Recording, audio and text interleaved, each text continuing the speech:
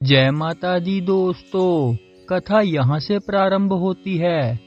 पांडवों ने युद्ध का निमंत्रण मद्र देश के राजा शल्य के पास भी भेजा।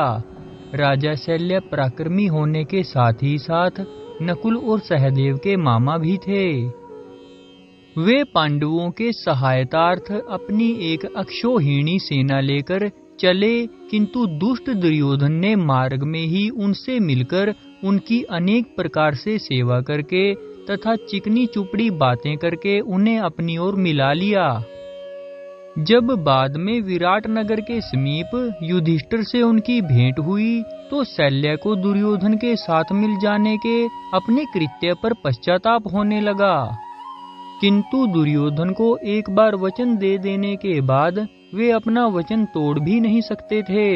इसलिए युधिष्ठिर से वे बोले, धर्मराज, युद्ध में सहायता को छोड़कर तुम मुझसे कुछ और मांग लो।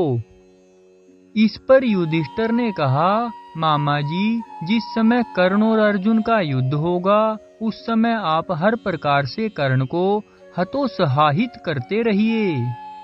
शल्य बोले, अच्छी बात है, मैं ऐसा ही करूँगा। साथ ही तुम्हें आशीर्वाद देता हूँ कि विजय तुम्हारी ही होगी, क्योंकि तुम धर्मात्मा हो और तुमने अनेक कष्ट सहे हैं। किंतु जिस प्रकार देवराज इंद्र का कष्ट दूर हुआ था उसी प्रकार अब तुम्हारे भी कष्टों का अंत होने वाला है। युधिष्ठिर ने पूछा, तात इंद्र को किस प्रकार का कष्ट हुआ था और कैसे उसका अंत हुआ था? शल्य ने उत्तर दिया, हे युधिष्ठिर, बहुत पहले त्वष्टा नाम के एक प्रजापति थे। उनके त्रिशिरा नामक 3 सिर वाला एक पुत्र हुआ। वह तेजस्वी होने के साथ बहुत बड़ा तपस्वी था। उसके उग्र तप से इंद्र को अपने इंद्रासन छिन जाने का भय हो गया और उसने अपने वज्र से त्रिशिरा का सिर काट डाला। त्रिशिरा का वध करने के कारण इंद्र को ब्रह्म हत्या का दोष लगा और वे इस महादोष के कारण स्वर्ग छोड़कर किसी अज्ञात स्थान में जा छुपे।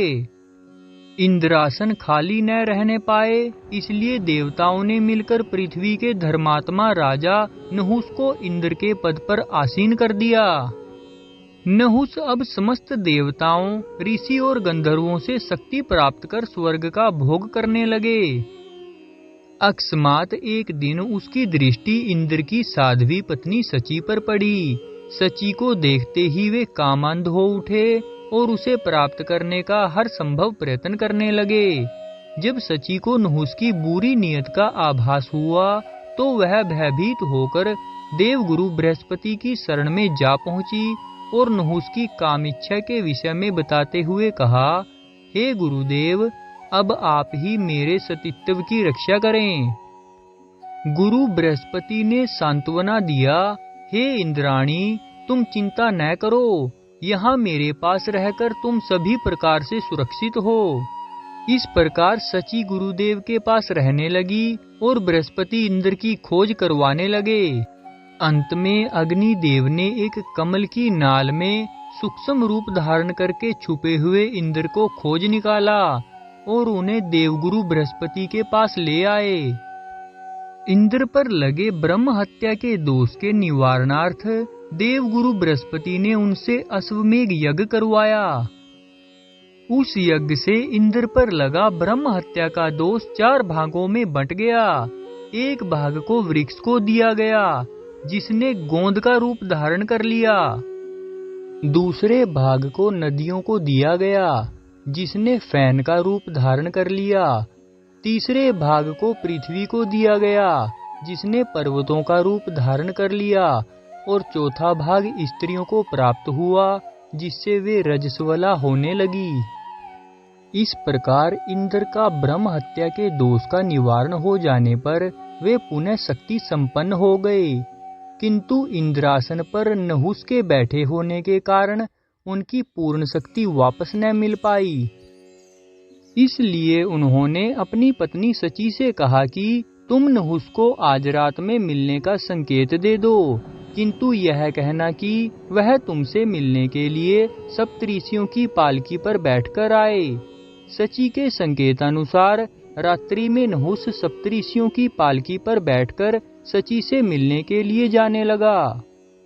सप्तऋषियों को धीरे धीरे चलते देखकर उसने शीघ्र चलो कहकर अगस्त्य मुनि को एक लात मारी। इस पर अगस्त्य मुनि ने क्रोधित होकर उसे शाप दे दिया कि मूर्ख, तेरा धर्म नष्ट हो और तू 10,000 वर्षों तक सर्प योनि में पड़ा रहे।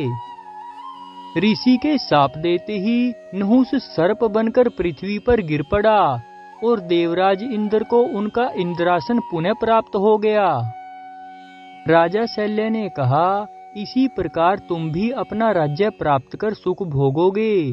इस प्रकार युधिष्ठिर को अनेक प्रकार से समझा बुझाकर शल्य पुनः दुर्योधन के पास चले गए। ओम नमो भगवते वासुदेवाय। तो दोस्तों, आपको कैसी लगी ये राजा नहुस की कथा? प्लीज लाइक, शेयर और कमेंट करके जरूर बताना। और मेरी आने वाली कहानियों को सुनने के लिए चैनल को सब्सक्राइब करना और बेल आइकन को प्रेस करना ना भूलना। जय माता दी, जय श्री कृष्णा।